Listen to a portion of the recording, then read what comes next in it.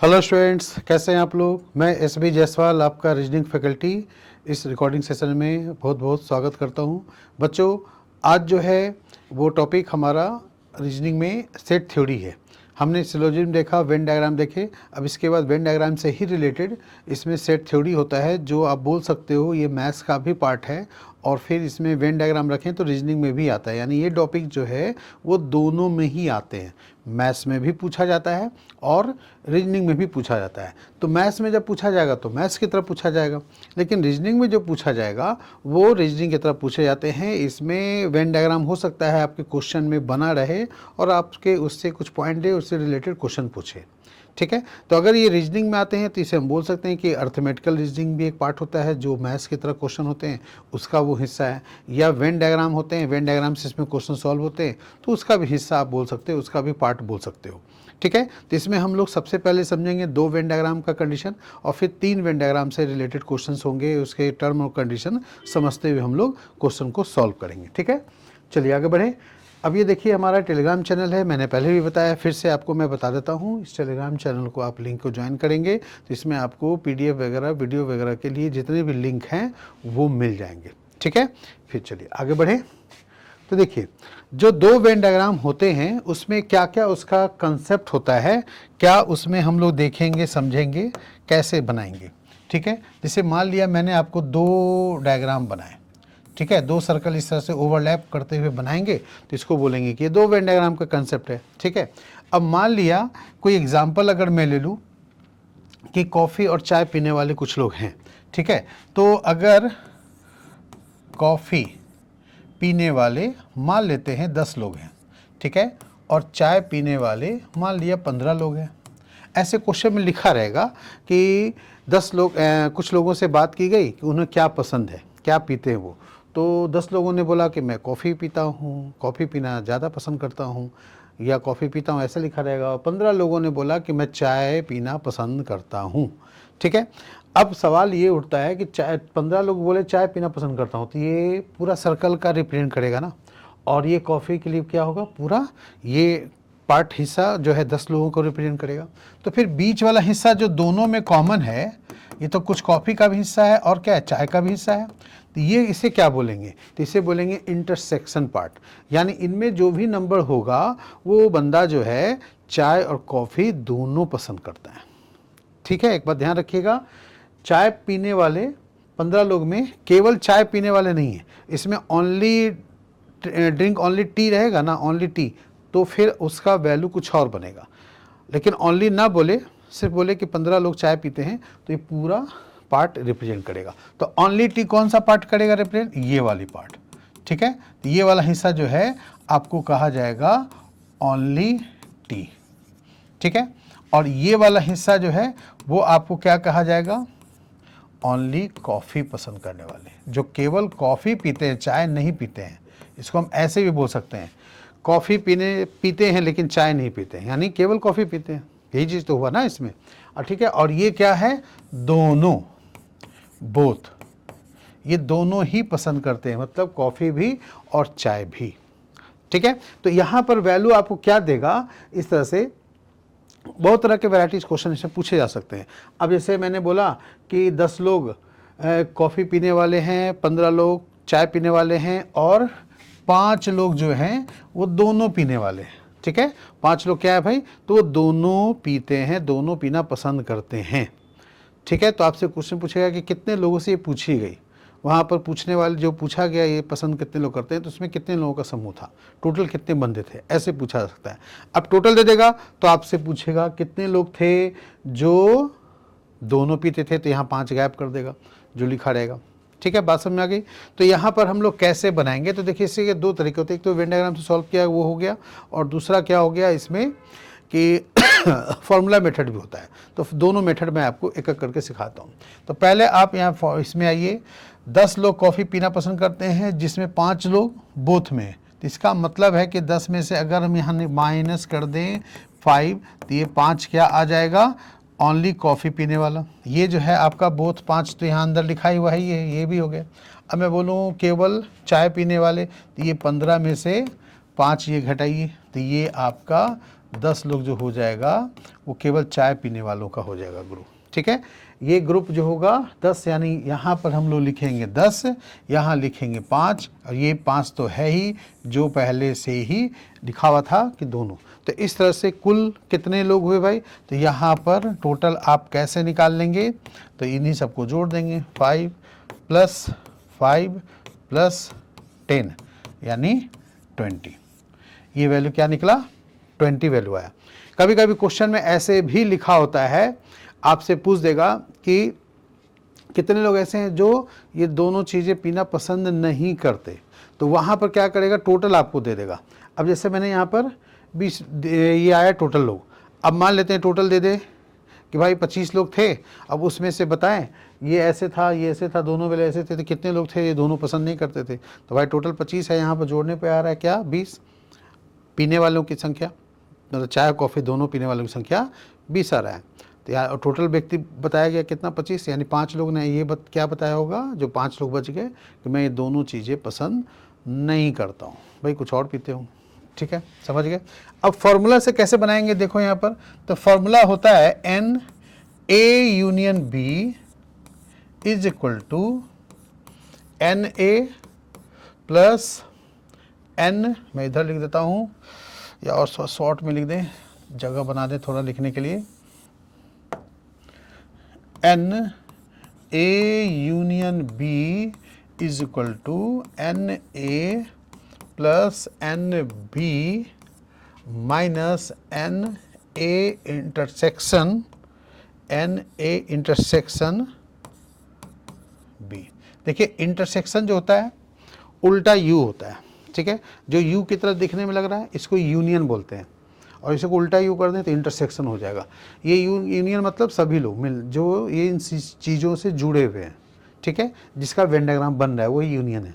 और इंटरसेक्शन मतलब जो दोनों में कॉमन, ठीक है, यानी दो आइटम की बात कर रही है तो दोनों चीज़, तीन चीज़ों के बारे में बात की जा रही है तो तीनों में जो कॉमन वही होता है हमारा इंटरसेक्शन पार्ट।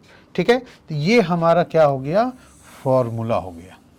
ठीक है, अब यहाँ पर A मान लो कॉफ़ी है और T क्या है, B पार्ट मान लेते हैं।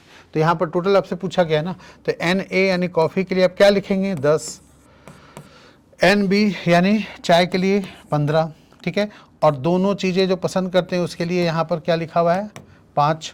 ठीक है, तो इस तरह से देखिए यहाँ पर कितना बना, 25 - 5 20, तो ये 20 जो हुआ डायरेक्ट फॉर्मूला से आ गया। ठीक है, यानी 20 लोग जो हैं ये सब चीज़ें पसंद करते हैं। इन 20 लोगों में भाई कुछ लोग ऐसे हैं, यानी 5 लोग ऐसे हैं जो दोनों चीज़ें पसंद करते हैं, 10 लोग ऐसे हैं जो कॉफ़ी पीना पसंद करते हैं, और चाय पसंद करने वालों की संख्या 15 है। लेकिन वही बोलो कि नहीं केवल चाय पीने वालों की संख्या बताइए, तो फिर वो हो जाएगा हमारा ओनली टी। ठीक है, तो ओनली टी आपको ऐसे निकालना पड़ेगा। बात समझ में आ गई। तो ओनली टी अगर पूछे तो अगर इसमें अगर आप बनाना चाहें तो यहाँ पर इस कंडीशन में NB minus NA intersection B होता है।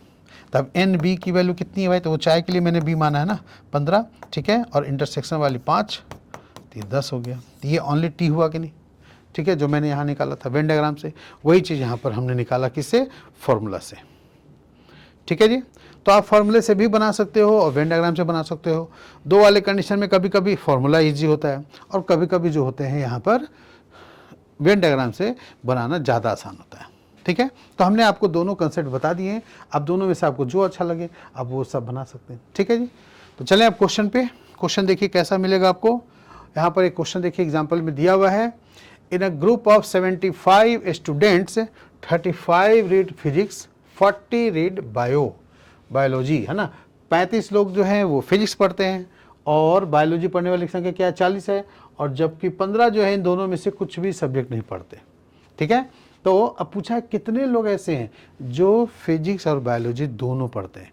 हमने वहाँ पर क्या अभी सीखा था, चाय कॉफ़ी में टोटल निकालना। यहाँ ऑलरेडी देखिए टोटल 75 दिया हुआ है ना, और फिर इसके बाद यहाँ पर फिजिक्स और बायोलॉजी का केस दिया हुआ है, और फिर आपसे पूछा है यहाँ पर ऐसे कंडीशन, तो कैसे बनाएंगे यहाँ पर, तो बिल्कुल वही तरीका लगाएंगे, है ना। तो मैं यहाँ भी दोनों मेथड आपको सिखाता हूँ, फॉर्मूला से भी, पहले वेन डायग्राम से बताएंगे फिर उसके बाद फॉर्मूला से। ये हमारा पहला वाली मान लीजिए P फॉर फिजिक्स कितना हुआ भाई 35, और B फॉर बायो कितना है 40, और दोनों क्या पूछा है आपसे, तो दोनों x मान लेंगे, ठीक है, हमें दोनों का तो नहीं पता ना, x मान लेंगे।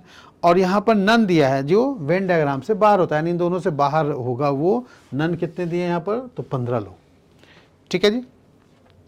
तो अब ये वाले हिस्से बताइए, ये 35 में अगर x घटा दें तो ये मेरा ओनली फिजिक्स हो जाएगा ना, और ये क्या कहलाएगा ओनली बायो, ठीक है। तो इसमें क्या होगा 10 माइनस x, यानी जो बीच में उसको घटा दो तो क्या होगा केवल बायोलॉजी पढ़ने वाले की संख्या, ठीक है। अब इन सब को अगर जोड़ते हैं, ठीक है, तो पहले आप जोड़ लीजिए 35 माइनस x केवल फिजिक्स का ले लीजिए, फिर आप ले लीजिए दोनों जो पढ़ते हैं वो, और फिर ले लीजिए 40, सॉरी ये 40 होगा 10 नहीं 40 था ना यहाँ पर, तो 40 माइनस एक्स होगा, यहाँ 35 माइनस एक्स है, ठीक है। तो 40 माइनस एक्स यहाँ पर ऐसे लिखेंगे।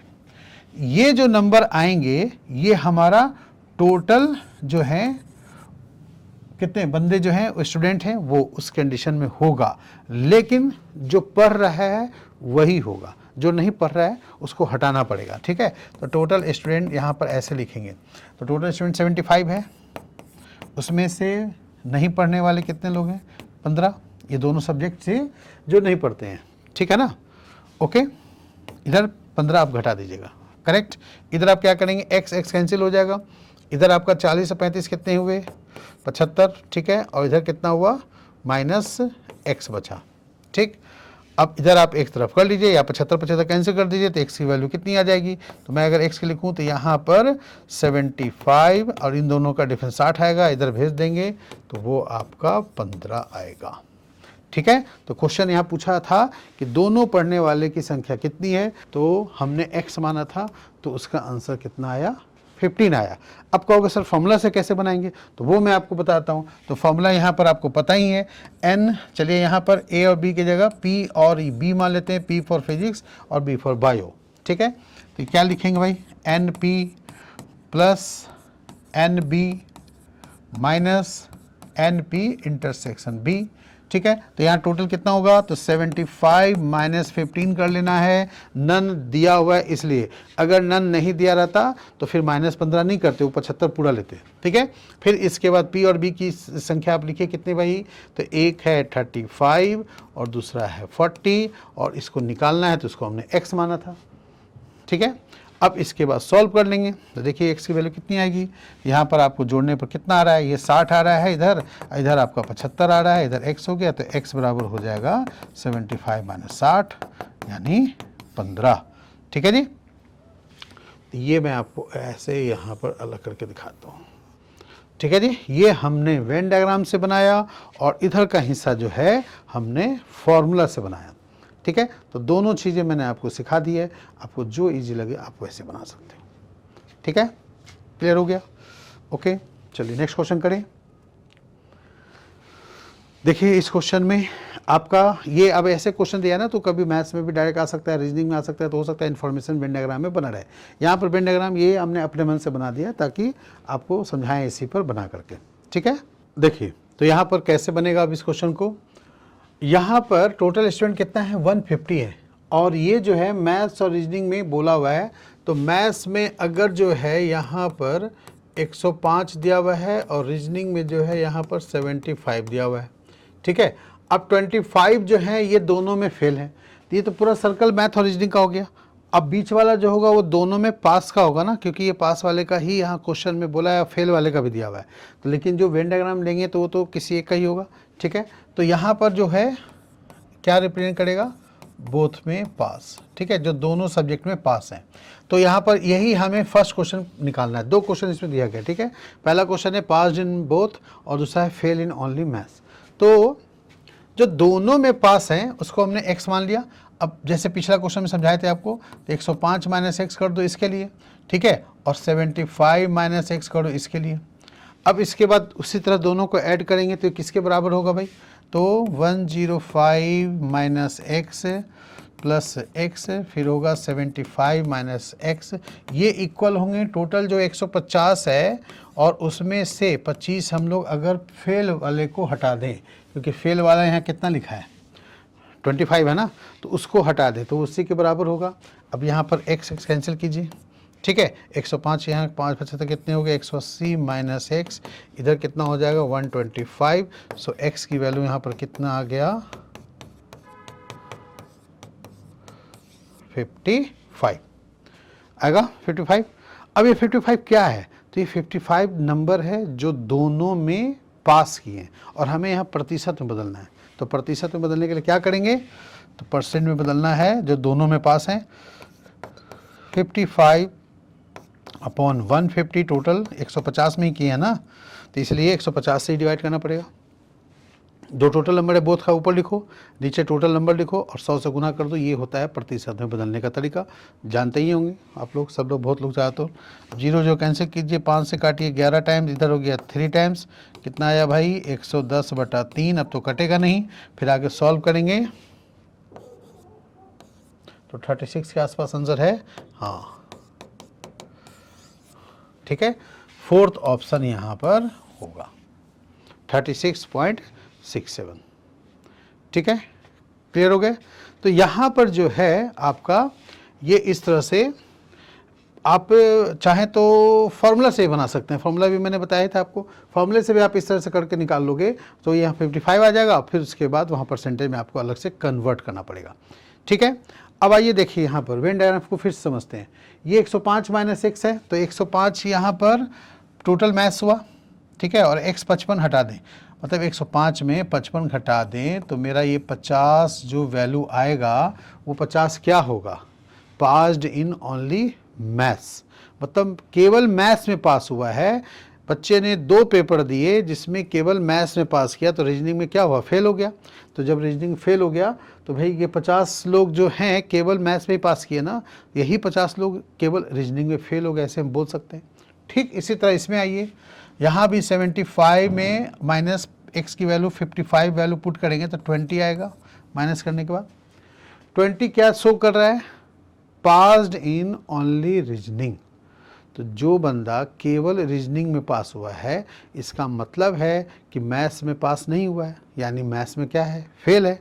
तो जब मैथ्स में फेल है तो फेल इन ओनली मैथ्स बोलें या पास्ड इन ओनली रीजनिंग बोले, बात बराबर ही हुई ना। तो जो सेकंड क्वेश्चन पूछा है, बोला है फेल्ड इन ओनली मैथ्स, ठीक है, तो यहाँ पर हम लिख सकते हैं ना पास्ड इन ओनली